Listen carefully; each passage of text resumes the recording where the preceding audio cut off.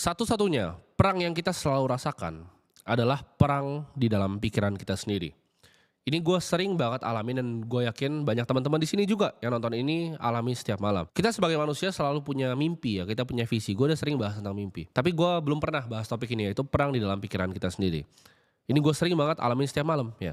Ketika gue punya visi, gue mau mencapai sesuatu. Tapi rasanya itu pikiran gue ini kayak ngomongin hal-hal lain ya. Walaupun hari ini udah capek nih kerja. Cuman dia selalu bilang, apakah lu orang yang bisa gitu untuk mencapai mimpi ini? Keraguan-keraguan itu ada terus gitu. Bahkan di level gue sekarang pun, ini hal yang gue alami setiap malamnya. Rasanya setiap pikiran-pikiran keluar itu, setiap mau tidur, setiap kita lihat diri kita sendiri di depan kaca, keraguan itu akan tambah muncul dan tambah muncul terus. Tapi ini bisa dilatih ya, makanya gue bilangnya adalah perang di dalam pikiran kita sendiri. Sama dengan ilmu ya, sama dengan uang juga. Kemampuan ya untuk meredam nih suara-suara di otak kita ini, ya perang di dalam pikiran kita sendiri setiap malam, itu bisa dilatih dan compounding juga. Ini gue pengen cerita sedikit ya, waktu dulu ya gue punya mimpi untuk mencapai 1 triliun pertama. Mungkin untuk kalian itu kesannya luar biasa besar. Buat gue juga waktu itu luar biasa besar dan rasanya mustahil ya. Tapi mimpi itu adalah mimpi yang gue pupuk sejak gue sangat kecil. Ya dari gue zaman SMP, gue udah bilang sama diri gue sendiri, suatu saat gue pasti akan punya 1 triliun rupiah. Itu sudah jadi mimpi gue. Tapi kalau misalnya gue cerita ke orang akan kira gue gila. Bahkan gak cuma orang, ya itu pikiran gue sendiri nganggap gue gila. 5 sampai 7 tahun lalu, ya waktu uang gue masih jauh sekali dibanding uang gue sekarang, pikiran gue itu selalu menang dalam perang setiap malam. Pikiran gue ini yang justru mencoba untuk merasionalisasi ya. Jadi mimpinya ini coba dihilangkan justru sama dia, dengan dibilang kayak dicoba ditampar gitu untuk sadar bahwa Timothy, lu tuh anak siapa sih? Lu tuh bapaknya siapa? Apakah bapak lu orang kaya? Kok lu bisa-bisanya gitu mimpi mau 1 triliun? Lu emang keluarga konglomerat? Emang skill lu apa sih? Lu bisa ngapain? Lu cuma jualan sedotan. Masa sih lu jualan sedotan begini ya? Ngiklanin pakai gambar kura-kura lu bisa sampai 1 triliun. Justru pikiran kita sendiri ya yang melakukan hal-hal itu. Dan itu bisikannya kayak ada banyak gitu Timothy di sini. Ngomongin gue kayak gitu, lu anak orang siapa sih sebenarnya? Yakinkah lu bisa? Emang lu sepinter itu? Lu juga kayaknya goblok gitu, nggak pinter-pinter amat. Apa sih gitu yang hebat dari seorang Timothy? Itu yang selalu muncul ya. Setiap kali gue punya mimpi itu ya, gue kerja nih rasanya udah capek. Karena kan gini, kadang kalau kita kerja di awal-awal ya, waktu gue awal kerja SMP, hasil tuh nggak kelihatan. Jadi itu ngerasanya kita kayak ngerasa jadi orang halu gitu.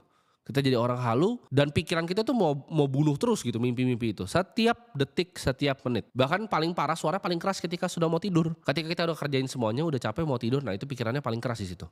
Nah, tapi kuncinya di sini, di saat kita dapat kemenangan-kemenangan kecil yang membantu kita terhadap mimpi kita, justru kita bisa bilang ke pikiran kita, ini udah berhasil sedikit nih. Tapi itu suaranya akan makin keras dulu. Contoh, waktu gue awal mulai kan pikirannya kayak tadi, apakah lu yakin lo anak siapa dan lain-lain. Nah gue akhirnya mendapatkan 1 miliar pertama gue di umur 19 tahun. Ya di usia yang mungkin orang lihat itu relatif sangat-sangat muda. Di umur 19 gue dapat 1 miliar, gue bikin agency dan gue lagi bangun startup gue juga waktu itu. Pikiran gue juga sama gitu. Lu umur 19, lu cuman begini aja punya agency gembel begini aja gaya bener lu mau gaya-gaya 1 triliun. Itu pikiran gue sendiri loh yang ngomong kayak gitu. Apakah yakin? Padahal di mata semua orang mungkin 19 tahun punya 1 miliar ya waktu itu. Sebelum inflasi kayak sekarang. Itu udah hebat. Cuman pikiran gue masih coba untuk ngeredam terus mimpinya. Bahkan sampai di 10 miliar ya. Gue dapat 10 miliar pertama tuh umur 21 tahun. Di 10 miliar pertama itu pikiran gue juga bilang, alah lu 10 miliar ya kan. Lu naik aja masih Porsche 1 juta umat, lu masih pakai Cayman gitu kan. Gaya bener lu mau 1 triliun. Emang bisa lu? Lu kira gampang gitu. Lu lihat aja LKHPN menteri-menteri itu berapa gitu. Mereka aja ada yang asetnya kerja sampai tua cuma 100 miliar. Apa yang bikin lu pede banget? Mentang-mentang lu hoki dapat 10 miliar, lu bikin lu mau 1 triliun. Nanti kalau hilang semua uangnya gimana? Kenapa uangnya nggak lu amanin aja? Ngapain lu cari resiko yang lebih tinggi? Itu pikiran-pikiran yang selalu ada gitu di otak gua. Tapi lama-lama semakin gua menang ya, pelan-pelan dari nggak punya duit, ya punya 1 miliar pertama di umur 19, ya punya 10 miliar pertama di umur 21, punya ratusan miliar sekarang. Itu lama-lama gua bisa ngomong ke pikiran gua, udah mau sampai loh. Jadi karena kemenangan-kemenangan kecil, gue bisa meredam justru pikiran-pikiran yang seperti itu. Gue bisa bilang ke dia setiap kali dia bisikin, sabar, ini udah mau sampai loh. Gue tahu jalan gimana, gue bisa melihat visinya apa, dan rencana gue udah jelas untuk sana. Tapi balik lagi, misalnya gue udah capai yang gue mau tadi 1 triliun, pasti gue ada target lagi mau 100 triliun, 1000 triliun, pasti ada target lagi dan pasti pikirannya muncul lagi. Apa kalau yakin gitu kan? Kayak yang bikin pick aja gitu loh, kayak bikin SCBD aja lu bisa begitu. Itu akan muncul terus pikiran itu dan itu nggak akan pernah bisa berhenti. Karena setiap kalian bikin tujuan yang sulit ya, setiap kalian punya mimpi-mimpi yang kalian pengen yang sulit, pikiran ini akan ngeredam kalian. Di namanya hidup ya, hidup ini selalu ada 2 pilihan. Lu mau jalan yang mudah Apa lu mau jalan yang sulit? Nah ini gue kasih tau kalian, jalan yang paling banyak diambil sama orang-orang kayak kalian ya. Ini jalan yang pertama, jalan yang mudah ya. Ini jalan dimana lu gak usah ubah apapun di hidup lu ya. Lu jadi kayak begitu-begitu aja. Misalnya lu, apapun pekerjaan lu, misal lu office boy, ya udah lu jadi office boy aja yang baik gitu. Datang pagi nyapu pulang. Hidup ini pilihannya gampang ya. Lu mau satu atau yang dua. Yang satu ini gue bilang ini lurus nih. Lu lihat jalannya lurus, lu bisa lihat jalannya. Depannya jelas ya. Lu tinggal lakuin yang lu kerjain apa. Dan kalau ada yang gak berhasil di hidup lu tinggal salahin semua orang. Gampang kan? Contohnya, lu bikin misalnya bisnis nih, gagal. Gua ditipu, gua ini. Atau bahkan lu belum bikin bisnis nih. Lu kerja nih ya, lu belum bikin bisnis. Lu bilang, gua mah gak bisa bikin bisnis, gua orang tuanya gak kaya, gak kayak dia. Dia mah pasti bapaknya kaya. Bahkan gak usah bisnis deh, lu belum kerja pun. Lu tetap mau jadi pengangguran ya, ini gampang nih lurus nih jalannya. Jadi pengangguran aja gitu. Karena kalau lu mau ambil kerjaan ntar dia bilang, dia mah jelas, dia kenal orang dalam. Dia masuk karena kenal orang dalam. Lu akan bikin semuanya itu salah orang lain gitu. Pokoknya di dunia ini lu paling bener gitu, salah semua orang. Itu makanya orang-orang yang keluar ya kan, orang-orang yang otaknya dangkal kebanyakan begitu ya. Dia nggak pernah mau ngelihat kesalahan dalam dirinya sendiri, yang dilihat cuma salahnya orang lain. Ini salah orang tua gua nggak kaya, ini salah dia orang dalam, ini salah ini, salah semua salah orang. Nah itu hidup yang enak, gampang. Lu tinggal lanjutin aja ya kan, ngopi-ngopi santai. Lu lanjutin, salahin semua orang. Enak kan hidup kayak gitu. Tapi di akhir dari jalan yang lurus dan mudah ini, tamannya itu busuk dan gersang. Jalannya gampang, tapi lu nyampe taman busuk dan gersang gitu. Lu akan lihat nanti di depan, anak gua mau sekolah pusing gitu kan. Aduh bini gua nanti selingkuh sama suami lain karena gua gembel. Itu yang akan lu capai gitu. Ketika lu jalannya lurus nih, pokoknya semua salah orang. Semuanya salah orang. Gua miskin karena dia. Gua gagal karena ditipu. Kalau bisa tipu lu yang goblok kan. Lu pikir deh. Lu bisnis, lu ditipu. Yang goblok siapa? Yang nipu lu lebih pintar dari lu. Karena lu goblok, lu ketipu gitu. Nah sedangkan jalan yang kedua ini sulit. Luar biasa sulit ya, lu gak bisa lihat depannya apa. Mungkin di depannya baunya bahkan busuk jalannya gitu. Lu lihat ada kabut, lu gak tahu gitu jalannya seperti apa. Jalan ini akan bikin lu jadi sengsara. Ini akan menguras fisik lu, menguras mental lu. Ya mental kan balik lagi. Tadi jalan yang lurus. Aduh ini capek, aku mental health ke psikolog. Lu bayangin gitu. Lu udah macam orang tangan buntung di Ukraina tau. Kalian bilang, ini pusing, sakit gitu. Sedih, gue sedih. Cuman karena naik motor hujan-hujan terus lu keciprat mobil terus kayak, aduh capek banget ya dimarahin bos gitu. Lu bisa bayangin coba. Dan jalan kedua ini yang gue bilang, lu mesti perang sama pikiran lu sendiri. Karena setiap kali lu ambil gini, oke, gue decide lu habis nonton video ini, gue mau ambil jalan yang kedua. Setiap kali lu putusin lu mau ambil jalan yang kedua, apa yang terjadi? Pikiran lu perang untuk balikin lu ke jalur yang pertama yang lurus, yang tinggal nyalain orang. Semuanya salah orang, yang jelek tuh orang, lu paling hebat dah, lu paling jago gitu. Semuanya salah, lu paling bener gitu. Contoh, gue kan kadang suka bikin tentang investasi juga ya, tapi di sini suka misalnya ada yang komentar gitu kan. Ini begini. Gak valid anjing, lu miskin. Itu pikiran lu sendiri gitu, merasa lu pintar gitu. Karena lu di jalur yang pertama tadi. Jalur lu tuh gampang, cuma nyalain orang doang semuanya, lu paling bener gitu. Mungkin jalan yang kedua ini bikin beberapa orang jadi gila ya. Dan ada yang jadi gila. Gue udah lihat orang-orang yang jalan kedua ini udah jadi gila. Karena lo harus perang sama pikiran lo setiap hari. Paling sulit itu. Kalian ngira jadi pengusaha gampang? Enggak. Orang kira, dia pengusaha duitnya enak ya, banyak ya. Gue cuma kerja sama dia, gue cuma dapat uang segini. Tapi lu pernah mikir gak kalau bisnisnya gak berhasil, apa yang dilakukan? Dia harus jual asetnya untuk bayar gaji karyawan. Karena itu ada aturannya. Lu gak bisa sembarangan seperti itu. Dia yang makan terakhir. Prioritas pertama itu justru karyawan dulu, baru dirinya sendiri. Gue punya teman ya. Dia berbisnis, sempat covid, bermasalah bisnisnya, dia jual semua mobilnya untuk bisa bayarin payroll karyawannya 3 bulan. Dan sekarang balik lagi bisnisnya. Cuman itu yang harus diresikokan. Kalau kalian jadi karyawan, itu yang kalian tukar kan. Keamanan untuk gaji yang pasti setiap bulannya. Ya lu kalau emang bisa sendiri, lu bikin bisnis sendiri gitu. Tapi di jalan yang sulit ini, setiap lu lewatin 10 meter pertama, setiap lu lewatin 50 meter pertama, lu akan jadi makin pede ya. Lu akan upgrade skill set lu. Dan gak kayak jalan yang lurus tadi yang gampang. Di jalan yang berliku-liku ini, di jalan yang berkabut ini, lu akan sadar sesuatu bahwa oke, gue bisa 10 meter, oke gue bisa 50 meter, gue bisa 100 meter bahkan ke depan. Oke, gue bisa ubah takdir gue. Lu kan dapat realisasi itu. Kalau lu ambil jalan kedua, lu kan ngerasa lu bisa ngubah takdir lu sendiri. Kalau lu ambilnya bahkan yang jalan kedua, lu mungkin orangnya tadinya gak dipandang, selalu diremehin sama keluarga besar lu ya. Selalu dipandang rendah sama orang karena gak punya duit. Di jalan kedua ini, lu bisa lihat ya, walaupun dia berkabut, tapi taman di ujung itu adalah taman yang berbunga dan indah. Nah lu pilih yang mana? Yang lurus, ujungnya tuh busuk, atau yang berliku-liku tapi depannya indah? Itu pilihan lu. Ya balik lagi, gue gak bisa ngatur hidup lu. Silahkan. Lu mau jadi satu itu jadi gitu, pendemo. Demo. Ya kan? Jadi ketua yang ngedemoin ya kan? Demo. Nyalek anjing. Nyalek terus dia korupsi lagi duit rakyatnya. Yang dia demo. Itu yang pertama tuh tadi. Lu mau cari yang lurus begitu. Cuman hidup ini gak begitu.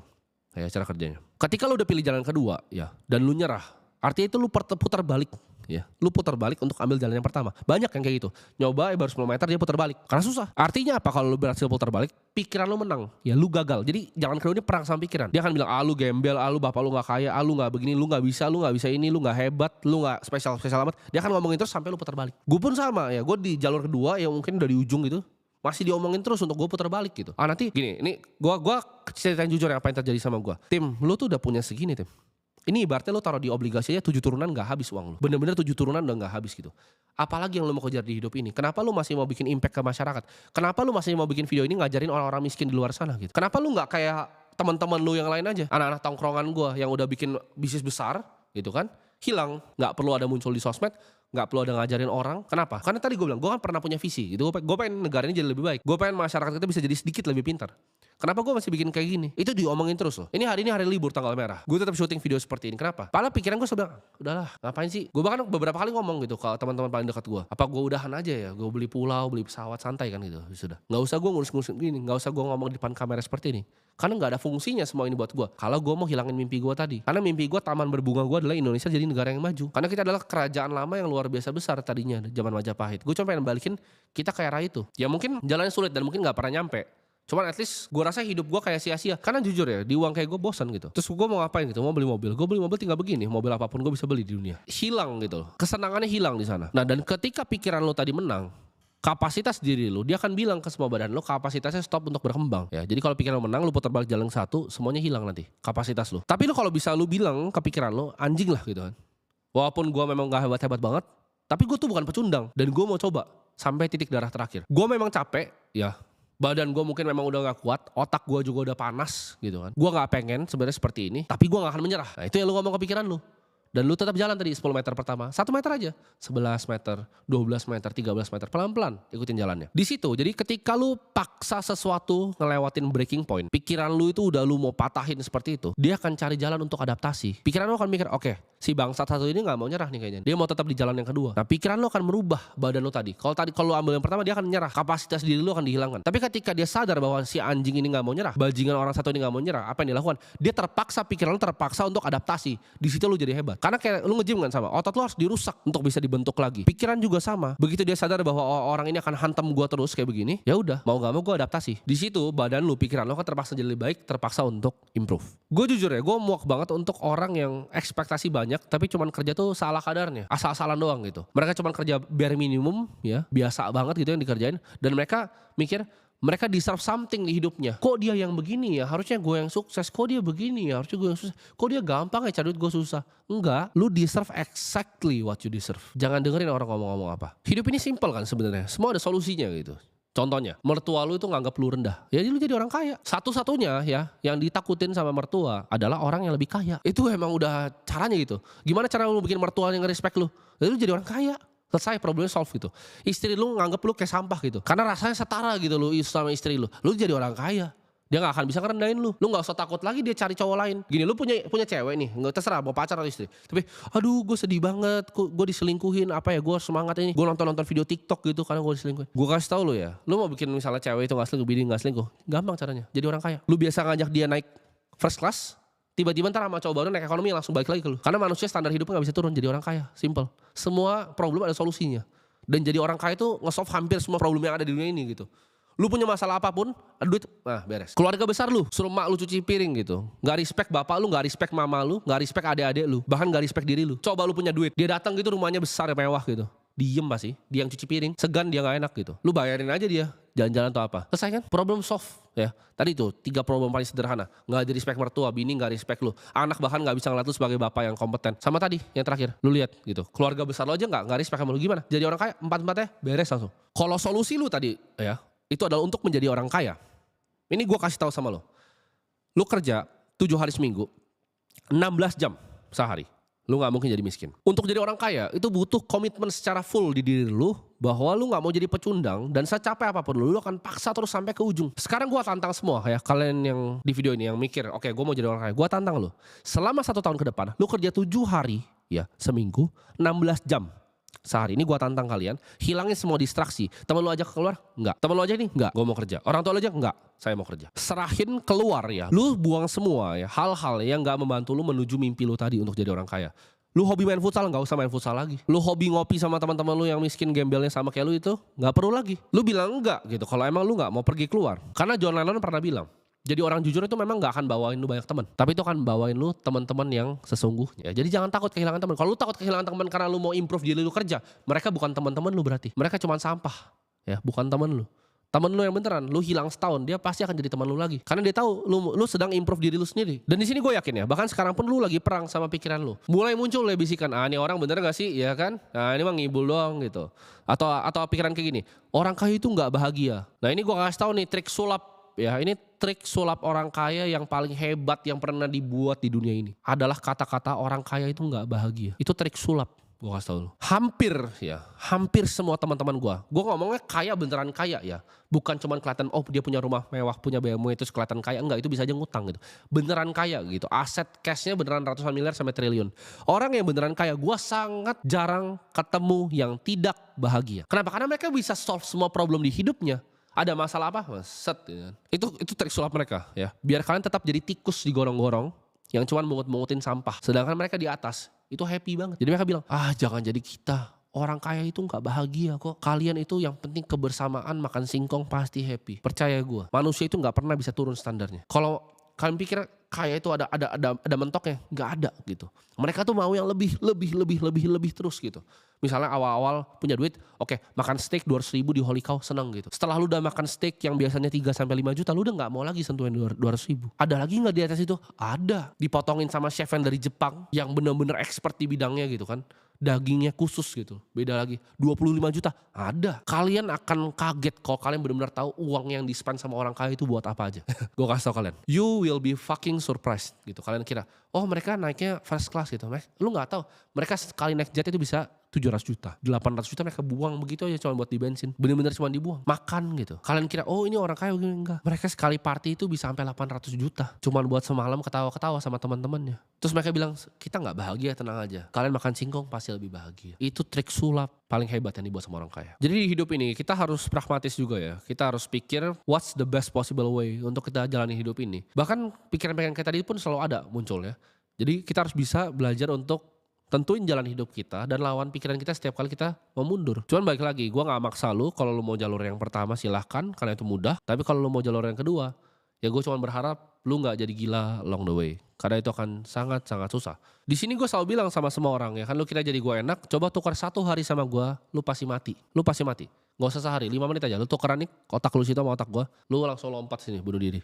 Ya, gak gampang untuk jadi orang yang punya duit. Tapi apakah orang kaya itu bisa bahagia? Pasti bisa. Tergantung kan? Tergantung lu belanjanya di mana, tergantung lu belanjanya sama siapa gitu. Jawabannya bisa, jadi lu jangan takut untuk jadi orang kaya karena itu akan nge-solve 99% masalah hidup lu. Jadi stop jadi tikus di gorong-gorong yang cuma digoblok-goblokin doang dan makan sampah-sampah di pinggir jalan. Ubahlah hidup lu dan jangan cari jalan yang gampang. Mungkin awalnya susah, tapi di ujung itu ada taman berbunga yang luar biasa indah. Good luck.